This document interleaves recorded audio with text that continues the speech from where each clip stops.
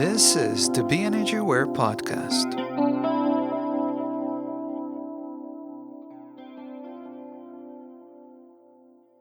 Hi, and welcome. The BEnergyAware Podcast is where we raise awareness and use the energetic perspective to give us a better insight and a better understanding of our daily situations. Highly sensitive people have an advantage because they can easily pick up on all the different kinds of energies in their environment. It truly is an advantage and a gift, but only if we know how to use it consciously. When consciously using this gift, then picking up on different kinds of energies doesn't mean taking them on. Instead, it means being able to notice them, understand them, and respond to them without taking them on and without being overwhelmed or pulled down by any negativity. I'm Bran, your host, and in this episode, I'm going to be talking about the subconscious mind and why being aware of it makes a difference. It is true that highly sensitive people can sense the energies around them, but what about the energies that they themselves carry inside of them? Those that are deeply hidden and that have been there, sometimes even since our childhood. It is exactly those energies that can shape our everyday reality and can be in our way. And that's exactly why I want to talk about them today. First of all, we need to remember that thoughts and feelings are also energy, and that some of those thoughts and feelings can be hidden and can be influencing our reality, many times not in a good way. What I'll do now is I'm going to let you first listen to a 2-minute introductory speech from one of my live events where I talked about the subconscious and where our intention for that night was to let go of as many subconscious negative beliefs as we possibly could during the 2 hours that we had. After the short intro speech finishes, I will then talk a little bit more about the subconscious and how it normally plays out in our daily life, and I'll also give you an example. Here is the short recording. The subconscious is, after years and years of paying attention to it, to me, it's really quite transparent and how it plays out in our daily life. I know what's driving the behavior or the situations, what's creating the situation, and so on and so on. And I can tell exactly what the beliefs are, or just one deep-seated program. And so to me, the subconscious is really obvious and really, really highly transparent because it's there all the time, playing out in our daily life, whether we're aware of it or not. So this is kind of an introduction to what we're going to be doing for the rest of the evening.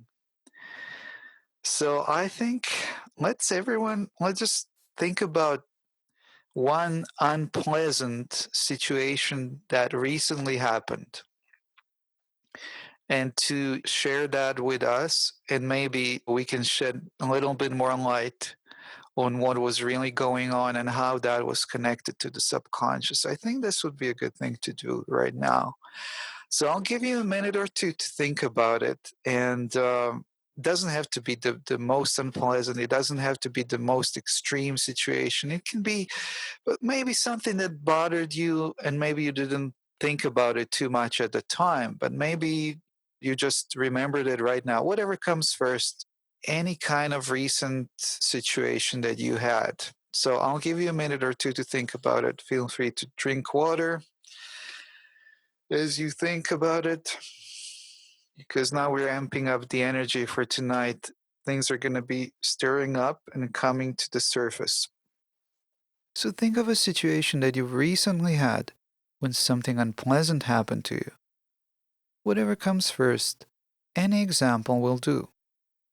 Or maybe you've had something happen to you repeatedly and you can clearly see that there is a pattern to it.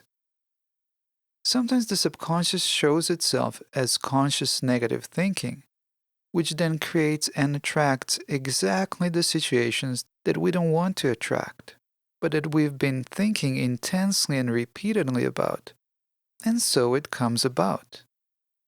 But sometimes it's the other way around, not through our conscious thinking. It can be subconscious and not so obvious, but again, it shows itself through people that we encounter and through our interactions with them. And other times, it doesn't necessarily need to be something unpleasant that happens to us directly. It can be something that we've observed happening to others. You know, when we hear someone say something to someone else that's not nice, or that has negative energy attached to it.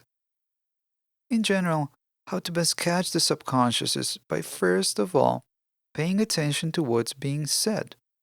When someone tells you something and it sounds like a phrase and it seems negative, or you hear someone say something to someone else right in front of you that has that same kind of negative energy attached to it, or you catch yourself saying something out loud and again, it feels negative. Unfortunately, sometimes also things can happen that seem like they're right out of the blue, and it is exactly then that we need to really search ourselves and ask ourselves if it is somehow connected to our subconscious. Let's have a look at an example. Let's say you're in your workplace and one of your colleagues is having a bad day. He or she is grumpy and in a bad mood, and he or she starts making negative remarks and basically putting you down or consciously or unconsciously provoking you to react in some way. The crucial word here would be react.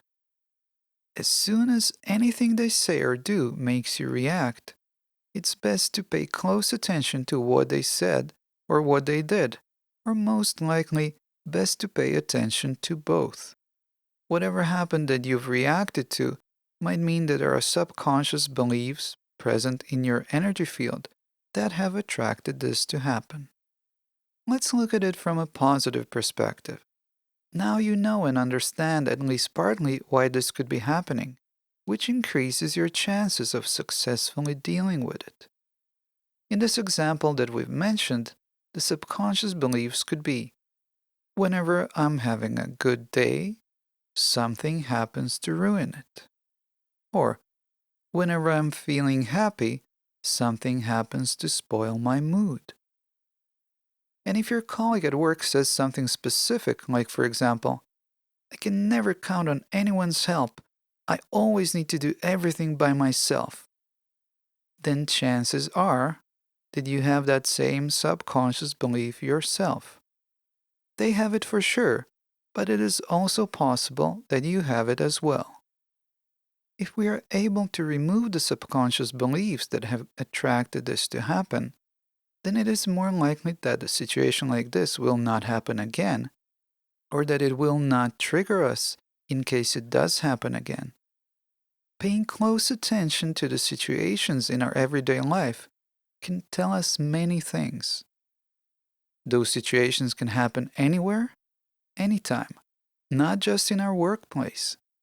They can happen when walking down the street, when driving in traffic, at home, at the grocery store, and pretty much anywhere else.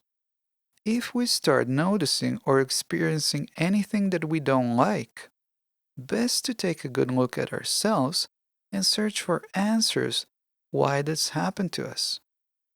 Whatever it was, it most likely was not a coincidence. How I started shifting things for myself was I consciously and actively made an effort to think positively and watched that whenever I spoke, that I also spoke positively.